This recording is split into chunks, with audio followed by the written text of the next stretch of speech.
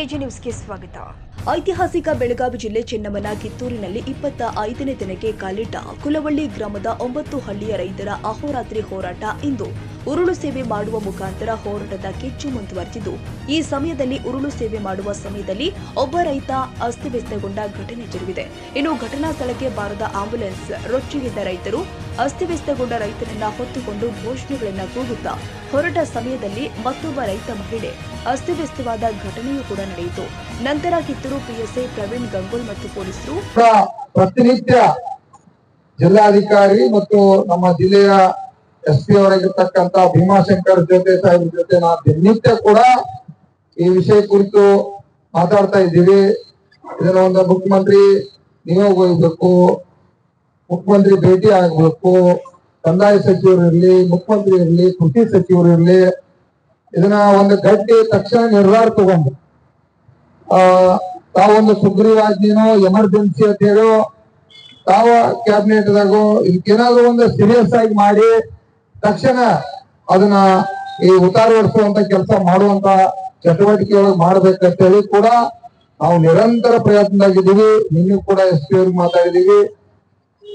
ಮತ್ತೆ ಅದೇ ರೀತಿಯಾಗಿ ನಮ್ಮ ಈಗೇನ ಹಲವಾರು ಈ ವಿಷಯ ಕುರಿತ ಎಂದು ಏನೋ ಒಂದು ಹೋರಾಟ ಮಾಡಿರ್ತಕ್ಕಂತ ಸಂದರ್ಭದಲ್ಲಿ ಸುಮಾರು ಕೆಲವು ರೈತರು ನಮ್ಮ ಕೃಷ್ಣಪ್ಪ ಅವ್ರು ಇರ್ಬೋದು, ಅರ್ಜುನಿಗೆ ಹಲವಾರು ಮುಖಂಡರ ಮೇಲೆ ಏನ್ ಕೇಸ್ ಆಗೈತಿ, ಅದನ್ನ ತಕ್ಷಣ ಕೂಡ ಈ ರಾಜ್ಯದ ಮುಖ್ಯಮಂತ್ರಿ ಆ ಕೇಸ್ಗಳನ್ನ ವಾಪಸ್ ಬಿಡ್ತಕ್ಕಂಥದ್ದು ಮಾಡ್ಬೇಕನ್ನುವಂಥದ್ದು ಕೂಡ ಇವತ್ತ ನಾವು ಮುಖ್ಯಮಂತ್ರಿಯವರು ಕೂಡ ಈಗಾಗಲೇ ಹಿಂದೆ ತಂದಿವಿ. ನಮಗೂ ಕೂಡ ನನ್ಮೇಲೂ ಕೂಡ 17-18 ಕೇಸ್ ಅದಾವು. ಹೋರಾಟ ಸಂದರ್ಭದಾಗಿರ್ತಕ್ಕಂಥವು ಇಂಥವು ಹಲವಾರು ರೈತರ ಮೇಲೆ ಏನ್ ಕೇಸ್ ಅದಾವು. ಮುಖ್ಯಮಂತ್ರಿ ಕೂಡ ಅದನ್ನ ನಮಗ ಇಲ್ಲ 100% ಅವನ್ನೆಲ್ಲಾ ಕೇಸ್ ವಾಪಸ್ ಪಡಿತೀವಿ ಅಂತ ಹೇಳವು.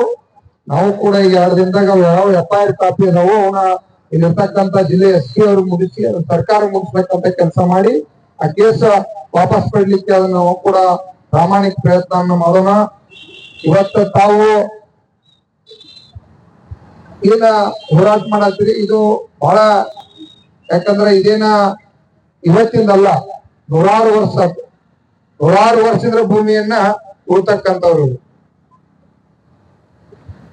ಯಾರ್ಯಾರ್ದು ಅದು ಈ ಇಸಗಾತಿ ಜಮೀನ್ ಅಂತಾರ ನಮ್ ಕಡೆ ಅಲ್ಲ, ಅಂತ ಜಮೀನನ್ನ ಘಾತಕ್ ಜಮೀನ್ ಘಾತಕಿ ಇನಾಮ್ ಅಂತಾರು. ಈಗ ಮುಖ್ಯಮಂತ್ರಿ ಅವ್ರದನ್ನ ಎಮರ್ಜೆನ್ಸಿ ಡಿಸಿಷನ್ ತಗೋಬೇಕು, ನಮ್ ಜಿಲ್ಲಾ ಉಸ್ತುವಾರಿ ಅವ್ರು ತಗೋಬೇಕು. ಯಾಕಂದ್ರೆ ಇದನ್ನೇನ ನಾವಂತೂ ಆ ಭೂಮಿಯನ್ನು ಒಂದು ಇಂಚು ಕೂಡ ಬಿಟ್ಟು ಕೊಡುದಿಲ್ಲ. ಅದ್ರೊಳಗೆ ಅದೇ ಮಾತಿಲ್ಲ, ನಮಗ್ ಉತ್ತಾರ ಆಗಿರ್ತಕ್ಕಂಥ ಹೋರಾಟ ಮಾಡತ್ತು, ಸೇರ್ಪಡೆ ಆಗ್ಬೇಕು ಅಂತೇಳಿ ನಾವು ಹೋರಾಟ ಮಾಡತ್ತು. ಇದು ಗಂಭೀರತೆ ಇರ್ಬೇಕು. ಇವತ್ತು ರಾಜ್ಯ ಸರ್ಕಾರಕ್ಕೆ ಇರ್ಲಿ, ಅಧಿಕಾರಿಗಳಿಗಿರ್ಲಿ. ಬಂದಾಗ ಏನಂತ ಹೇಳಿದ್ರ ಅಂದ್ರೆ ಸರ್ವೆ ಮಾಡ್ತೀವಿ, ಪಿಟಿಸಿಟ್ಗಳನ್ನ ಮಾಡ್ಕೊಡ್ತೀವಿ ಅಂತ ಹೇಳಿದ್ರ. ಅಲ್ಲ ರೀ, ಕಾಗೋಡ ತಿಮ್ಮಪ್ಪನವ್ರ 15-16 ಇಸ್ವಿಯೊಳಗ ಪಿಟಿಸಿಟ್ಗಳನ್ನ ರೆಡಿ ಮಾಡ್ಕೊಟ್ಟಿದ್ರ ಅವ್ರ ಕಂದಾಯ ಸಚಿವರು ಇದ್ದಾಗ. ಅಂದ್ರೆ ಅವ್ರೆಲ್ಲಾ ಸುಳ್ಳೇನ್ರಿ? ಇವ್ರಿಗೆ ಅದನ್ನ ರದ್ದುಪಡಿಸಕ ಇವ್ರಿಗೆ ಯಾರು ಅಧಿಕಾರ ಕೊಟ್ಟಿದಾರಿ? ಜಿಲ್ಲಾಧಿಕಾರಿ ಅವ್ರಿಗೆ. ಅಂದ್ರೆ ಇವ್ರ ಅಧಿಕಾರ ಇಲ್ಲ ರೀ. ಅದೇನ್ ಜಾರಿ ಆಗೈತಿ ಅದ್ರೊಳಗ ನಮ್ ರೈತರಿಗೆ ಖರೀದಿ ಮಾಡ್ಕೊಡೋಣ ಹೇಳತ್ತಿಲ್ಲ ನಾವು. ನಮ್ ರೈತ ಕಾಲಂ ಒಳಗ 12 ಅಥವಾ 9 ರೈತ ಕಾಲಂ ಒಳಗ ನಾವು ನಮ್ ಹೆಸರು ಸೇರ್ಪಡೆ ಆಗ್ಬೇಕಂತ ಹೇಳಾಕತ್ತೀವಿ. ಆ ಪ್ರಕಾರ ಅವ್ರ ಮಾಡ್ಕೊಡ್ಲೇಬೇಕು. ಯಾಕಂತ ಹೇಳಂದ್ರೆ ಅದನ್ನ ರದ್ ಮಾಡೋ ಹಕ್ಕ ಅವ್ರಿಗಿಲ್ಲ. ಅದಕ್ಕೇನ್ ಕಾರಣ ಐತಿ? ಸೂಕ್ತ ಕೊಡ್ಬೇಕ. ಅವ್ರಿಗೆ ಏನೇನ್ ಡಾಕ್ಯುಮೆಂಟ್ ಬೇಕಾಗಿದ್ದಾವ ನಮ್ಗೆ ಬಂದ್ ಕೇಳಿದ್ವಿ, ನಾವು ಕೊಡಕ್ ರೆಡಿ ಇದೇವಿ. ಅದನ್ನ ಯಾರ್ದೋ ಪ್ರಭಾವ ವ್ಯಕ್ತಿ ಮಾತು ಕೇಳ್ಕೊಂಡ ಅದನ್ನ ರದ್ ಪಡಿಸಿ ರಿಟರ್ನ್ ಮತ್ತ ಮರಳಿ ಸರ್ವೆ ಮಾಡ್ತೀವಿ ಅಂತ ಹೇಳಂತಂದ್ರೆ ನಾವು ಅವಕಾಶ ಕೊಡಂಗಿಲ್ಲ. ಯಾಕಂದ್ರೆ ಒಂದ್ಸತಿ ಪೇಪರ್ ರೆಡಿ ಆಗಿರೋದನ್ನ ರದ್ದು ಪಡಿಸಕ್ ಇವ್ರೆ ಹಿಂಗಾಗಿ ಎಷ್ಟು ಮಾಡಿದಾರ ಹಂಗಂದ್ರೆ ಇವ್ರು. ನಮ್ದು ಹಿಂದೆ ನಮ್ಮ ತಂದೆ ಅವ್ರದೆಲ್ಲ ಇತ್ತು ಅಂತ ಹೇಳಿದ್ದೆ ನಾ ಲಾಸ್ಟ್ ಟೈಮ್. ನಮ್ ರೈತ ಕಾಲಂ ಒಳಗೆ ನಮ್ ತಂದೆ ಅವ್ರ ಹೆಸರಿತ್ತ. ಅದನ್ನೆಲ್ಲ ಈಗ ಅಂದ್ರೆ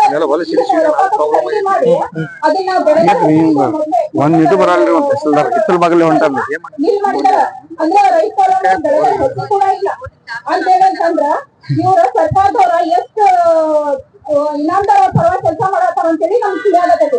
ಯಾಕಂತ ಹೇಳಿದ್ರೆ ನಾವ್ 25 ದಿವಸ ಆಯ್ತು ತಹಸೀಲ್ದಾರ್ ಆಫೀಸ್ ತಿಂದ ಅವ್ರ ಹೊಟ್ಟಿಗೆ ಅನ್ನ ತಿಂತಾರ, ಸಗಣಿ ತಿಂತಾರ ಗೊತ್ತಿಲ್ಲ. ಯಾಕಂದ್ರೆ ನಾವು ರಾತ್ರಿ ಹೊಟ್ಟೆ ಅಂದ್ಲಾರ್ದ ಹೋರಾಟಕ್ಕೆ ಮಕ್ಕಳ ಮನೆ ಅದಕ್ಕೆ ಬರತ್ತೀವಿ. ಅವ್ರದ್ದು ಊಟಕ್ಕೆ ಕಿರಣ್ ಅಂಗಡಿ ಯಾರ ಅವ್ರ ಸಾಲಿ ಫೋನ್ ಬರಾಗ ಮೇಡಮ್ ಹೆಂಗ ಅಡ್ಡಾಡ್ತಿದ್ರಂದ್ರ ಅದೇನೋ ಹುಟ್ಟ ಬೆಕ್ಕಿನಂಗ ಅಡ್ಡಾಡ್ತಾರಲ್ಲ ಹಂಗ ಅಡ್ಡಾಡ್ತಿದ್ರ ಅವ್ರ.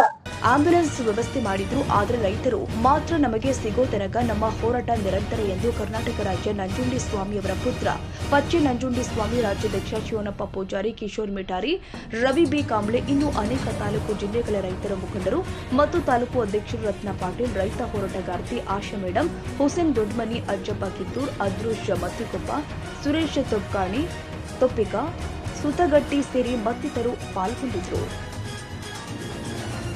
ಕನ್ನಡಿಗರ ಮೆಚ್ಚಿನ ನಿಮ್ಮ ಎಜೆ 24/7 ನ್ಯೂಸ್ ಕನ್ನಡ ವಾಹಿನಿ ಇದೀಗ ಟಿವಿಯಲ್ಲಿ ಲಭ್ಯ. ಒಂದು ವೇಳೆ ನೋಟಿಸ್ ಕೊಟ್ಟಿದ್ರೆ ವಾಪಸ್ ತಗೋತೀವಿ ಅಂತ ಹೇಳಿ. ಇವತ್ತು ವಕ್ಫ್ ಪ್ರಾಪರ್ಟಿ ಅಂತೇಳಿ ಬರ್ತದೆ ಅಂತ ಹೇಳಿದ್ರೆ ರೈತರು ಬೀದಿಗೆ ಬಂದ್ರೆ ಏನ್ ಮಾಡ್ಬೇಕಾಗತ್ತೆ? ಯಾರು ವೋಟ್ ಹಾಕಿಲ್ಲ ಅಂದ್ರೆ ಗ್ಯಾರಂಟಿನೆಲ್ಲ ಸ್ಟಾಪ್ ಮಾಡ್ಬಿಡ್ತೀವಿ.